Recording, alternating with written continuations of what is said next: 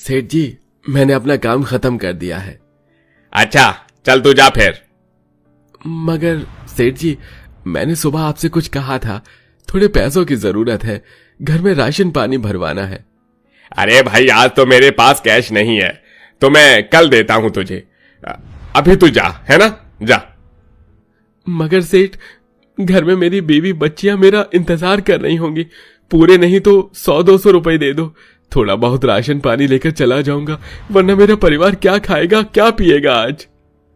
ऐसा कर, तू ये 1-2 मैगी का पैकेट ले जा, बनाकर खा लेना। विश्वजीत कंजूसी से 2 मैगी के पैकेट थमाकर भेज देता है। तभी आधे रास्ते पहुंचते ही बरसात चालू हो जाती है। बाप रे बाप, कितनी जोर की बरसात पड़ रही है, रोम रोम कांप रहा है मेरा। कुछ देर में अर्जुन अपने कच्चे से मकान में आ जाता है, जहां तीनों बेटियां छाया, तनु, सुनिधि पिता को देखकर खुश हो जाती हैं। पापा आ गए, पापा आ गए, पापा आ गए। पापा जी आप आ गए, हमारे लिए चीजी लाए हैं। बिटिया, चीज तो नहीं लाया, मालिक ने पैसे नहीं दिए, मगर तुम तीनों बोलो तुम्हें क्या खाना है, मैं लेकर आता हूँ। तभी तीनों एक ही सुर में सुर लगाई कहती हैं, हमको मैगी खानी है। पता था मुझे ये मैगी ही बोलेगी। तीनों एक नंबर की चटोरी हो गई हैं।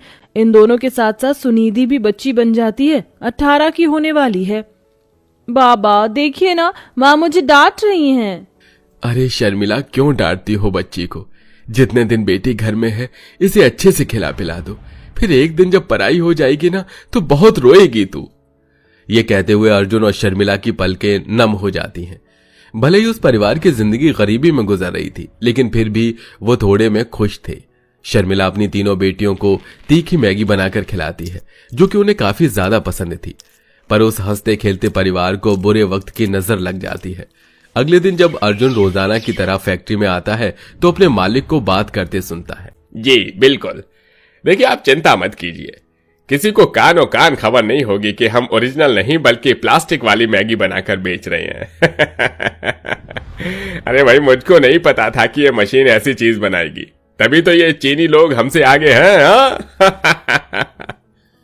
ये सच जानकर अर्जुन कहता है, विश्वजीत सेठ, रुपए कमाने के लिए तुम नकली मैगी मशीन को लेकर आए, इससे कितने लोगों की जान जाएगी, ये सोचा है? मैं तुमको लोगों की जिंदगी से खिलवाड़ नहीं करने दूंगा। अरे ऐसा है क्या? रुक जा और सुन मेरी बात। देख, तू मेरा सबसे खास बंदा है, काम भी अच्छा करता है, इससे बहुत फायदा होगा, मैं तेरे भी पैसे बढ़ा दूंगा। नहीं चाहिए मुझे ऐसी कमाई जो किसी की जान लेकर मिले, मैं पुलिस में जाकर सब सच बता दूंगा।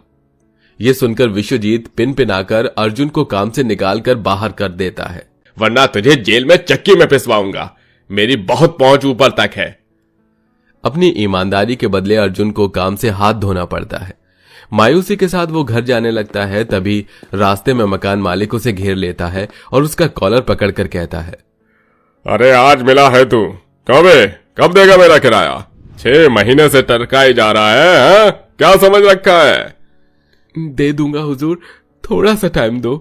अरे कल सुबह का टाइम देता हूं तुझको, कहीं से भी किराया लाकर दे, नहीं तो तेरी 3 में से एक बेटी जवान भी तो है ना, वो चुकाएगी किराया।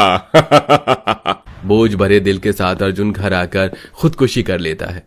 सुबह उन गरीब माँ बेटी के घर में मातम का माहौल छा जाता है। अजी उठिए ना, उठिए, किसके सहारे छोड़कर चले गए मुझे और मेरी बेटियों को?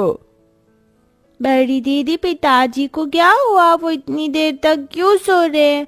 उठाओ ना उन्हें। पिताजी हमको सदा के लिए छोड़कर चले गए, वो कभी नहीं उठेंगे। उस वक्त बहुत जोरों की बारिश हो रही थी। इतने में मकान मालिक आ धमकता है, अरे ओ शर्मिला, चल उठा अपनी बिटिया और घर खाली कर दे। मैंने आज तक नहीं देखी, चलो बच्चों। दुखों में गरीब शर्मिला अपनी तीनों बेटियों को लेकर बारिश में भटकने लग जाती है। आचू, आचू, माँ मुझे तेज की ठंड लग रही है। बारिश बहुत तेज है, कहाँ जाऊं? भगवान जी कोई तो रास्ता दिखाइए। मजबूर लाचार होकर वो गरीब माँ बेटियों को लेकर कचरे के ढेर में आ जाती है। तभी शाम होते होते सड़क पर खाने पीने का ठेला लग जाता है और खाने वालों की भीड़ लग जाती है। तभी छाया कहती है, माँ बहुत तेज की भूख लगी है, कुछ खिला दो। अच्छा ठहरो, मैं कुछ लाती हूँ। शर्मिला आंसू लिए एक ठेले पर आती है जो कि ऑमलेट बेच रहा होता है। सुनो भैया, 1-2 ऑमलेट दे दो, मेरी बच्चियां भूखी हैं। हाँ तो लाओ पैसे, एक ऑमलेट 20 रुपए का है। भैया मेरे पास पैसे नहीं हैं, मेरी बच्चियां भूख से छछन रही हैं। इस बारिश ने मुझसे मेरा घर बार सुहाग सब छीन लिया। मुझे अच्छा रो नहीं बहन, ये लो ले जाओ, ज्यादा नहीं दे पाऊंगा, मैं खुद गरीब आदमी हूँ। ठेले वाला एक ऑमलेट दे देता है जिसमें से तीनों को खिला देती है। तभी तनु कहती है, माँ मुझको ये ऑमलेट नहीं पसंद आया, बल्कि तुम्हारे हाथों की तीखी वाली मैगी खानी है। कहीं न कहीं उस गरीब माँ की मासूम सी बेटी उसे कमाने का रास्ता दिखा देती है। लगभग जैसे तैसे सामान इकट्ठा करके गरीब माँ बेटी मैगी का ठेला शुरू करती है और सुनिधि आवाज लगाती है, आइए आइए और खाइए, बारिश के मौसम में मस्त तीखी मैगी, एक बार खाओगे मांगते हुए आओगे। तभी बारिश की बूंदाबांदी के बीच एक नया नवेली शादीशुदा जोड़ा तीखी मैगी खाने आता है।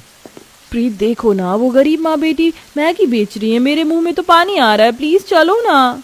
अच्छा चलते हैं ईशानी। 2 प्लेट तीखी मैगी की प्लेट लगा दो और मिर्च ज्यादा डालना, वो क्या है ना, मैं मैगी लवर हूँ। जी बस अभी बना कर देती हूँ, ये लीजिए गर्मा गर्म तीखी मैगी। जैसे ही दोनों मैगी टेस्ट करते हैं तो तारीफ करते हैं, वाओ अमेजिंग, इतनी टेस्टी तीखी मैगी कहीं नहीं खाई। अब तो मैं ऑल टाइम यहीं आऊंगी। जी आप दोनों का हमेशा स्वागत है। धीरे धीरे उनके ग्राहक बढ़ने लगते हैं, लेकिन हर दिन बारिश का मौसम उस गरीब माँ बेटियों की मुश्किलें बढ़ाता है और कभी कभी तो उनका सामान बारिश में भीग भी जाया करता था। ये बरसात का मौसम तो हर बार हमारा धंधा पानी चौपट कर देती है। ऊपर से इतनी सी जगह में ज्यादा ग्राहक खड़े होकर मैगी खा भी नहीं पाते। हमें कुछ व्यवस्था करनी होगी। दीदी वो देखो, उन अंकल ने कितनी टिकाऊ चाय की टपरी बनाई है, लोग वहाँ बैठकर कितनी आसानी से चाय पीते हैं।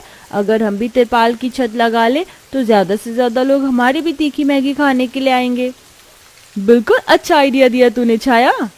सुनिधि एक बड़ा तिरपाल खरीद लाती है और चारों तरफ बांध देती है, जिसके बाद अब लोग ज्यादा तादाद में तीखी मैगी खाने आते हैं।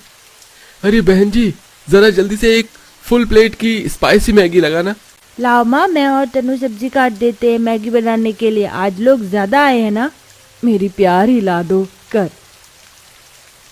ये लीजिए माँ, मैंने सारी प्लेट धो दी। अरे बहन जी, 4 जगह फुल प्लेट तीखी मैगी लगा कर ले आओ। जी लाई। अब एक तरफ शर्मिला मैगी बनाती जाती तो सुनिधि जल्दी जल्दी परोसती, जिससे बारिश के मौसम में उनकी तीखी चटपटी मैगी सबसे ज्यादा बिकती है और धीरे धीरे उनकी गरीब परिस्थितियां संवरने लगती हैं। सच है साथियों, मेहनत करने वाले कैसे भी दुख मुसीबत में घबराते नहीं हैं।